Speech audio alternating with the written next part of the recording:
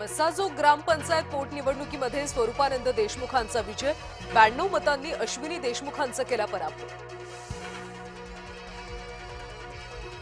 राष्ट्रवादीच्या कोर कमिटीची देवगिरीवर बैठक, उपमुख्यमंत्री सुनेत्रा पवारांच्या नेतृत्वात बैठक, सायंकाळपर्यंत विधान परिषद उमेदवाराच्या नावाची करणार घोषणा। महायुतीच्या समन्वय समितीची लवकरच बैठक होणार, विधान परिषदेच्या निवडणुकीआधी बैठक होणार। संजय गायकवाड, नरेंद्र मेहता, सरनाईकांच्या वादावर सुद्धा चर्चा होण्याचा अंदाज।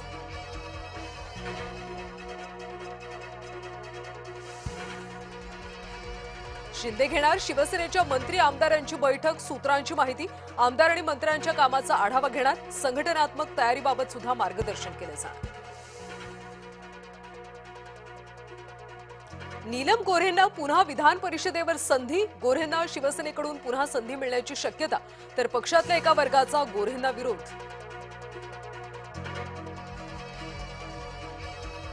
बच्चू कडूंची राजकारणातली पुढची दिशा काय असणार, कडू आज दुपारी पत्रकार परिषदेतून भूमिका स्पष्ट करणार।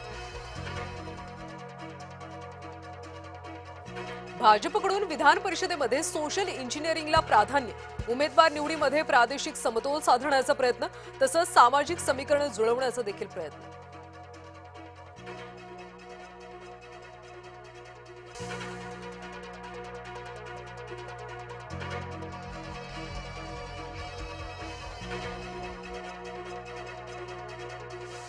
राज्य मंत्रिमंडळाची आज बैठक, राज्यातल्या वाढत्या तापमानावर चर्चा होण्याची शक्यता, रिक्षा टॅक्सी चालकांच्या मराठी सक्तीबाबत देखील चर्चा होण्याचा अंदाज।